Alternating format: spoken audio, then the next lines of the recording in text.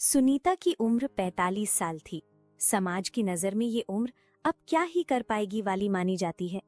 लेकिन सुनीता के भीतर एक ऐसा सवाल रोज उठता था, क्या सच में देर हो चुकी है? ये सवाल उसे चैन से बैठने नहीं देता था। सुनीता की जिंदगी जिम्मेदारियों में गुजर गई थी। 20 की उम्र में उसकी शादी हो गई थी, पति की छोटी सी नौकरी थी, घर के खर्च, बच्चों की पढ़ाई, सास ससुर की सेवा, सब कुछ सुनीता के कंधों पर आ गया। उसने कभी शिकायत नहीं की।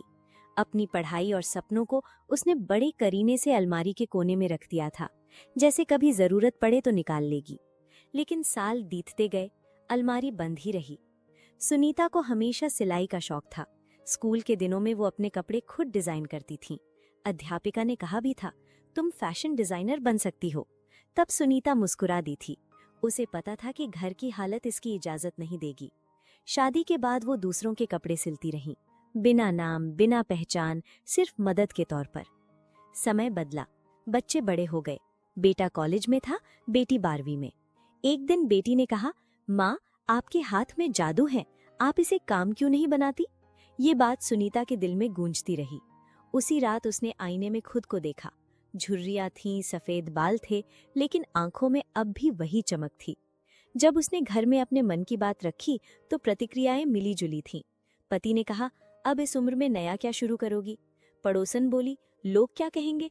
किसी ने कहा, तुम्हारा काम घर है। हर सवाल उम्र पर ही आकर टिक जाता था। सुनीता डरी, लेकिन पीछे नहीं हटी। उसने तय कर लिया, डर को अब उम्र नहीं, हौसला तय करेगा। उसने एक छोटे सिलाई कोर्स में दाखिला लिया। क्लास में बाकी लड़कियां 20-22 साल की थीं। सुनीता सबसे बड़ी थी। पहले दिन उसे लगा सब उसे देख रहे हैं। हाथ कांप रहे थे। लेकिन जैसे ही मशीन चली, उसके हाथों में भरोसा लौट आया। वो रोज समय पर जाती, नोट्स बनाती, सवाल पूछती। धीरे धीरे वही लड़कियां उससे सलाह लेने लगीं। घर पर भी मुश्किलें कम नहीं थीं। सुबह घर का काम, फिर क्लास, फिर शाम को परिवार। कई बार थकान से शरीर टूट जाता, मन कहता बस बहुत हो गया। लेकिन फिर वो खुद से पूछती, अगर अभी नहीं तो कब? यही सवाल उसे अगले दिन फिर खड़ा कर देता। 6 महीने बाद उसने घर के एक छोटे कमरे में सिलाई का काम शुरू किया। एक पुरानी मशीन, कुछ कपड़े और बहुत सारा आत्मविश्वास। पहले ग्राहक मोहल्ले की महिलाएं थीं। सुनीता उनके कपड़ों में सिर्फ सिलाई नहीं करती थी, अपने सपने भी जोड़ देती थी। उसके डिजाइन पसंद आने लगे, ऑर्डर बढ़ने लगे। एक दिन उसने अपने काम की तस्वीरें सोशल मीडिया पर डाल दी, डरते डरते। उसे समझ नहीं था कि ये कितना बदल देगा। कुछ ही हफ्तों में शहर से भी ऑर्डर आने लगे। एक बुटीक की मालकिन ने संपर्क किया। सुनीता की खुशी और घबराहट दोनों साथ थीं। पहली बार उसे अपने नाम से पहचान मिल रही थी। 1 साल के भीतर सुनीता ने अपना छोटा सा बुटीक खोल लिया।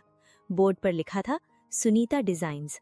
उद्घाटन के दिन जब उसने फीता काटा तो उसकी आंखें भर आईं। पति चुपचाप खड़े थे। बाद में उन्होंने कहा, मैं गलत था, तुमने साबित कर दिया।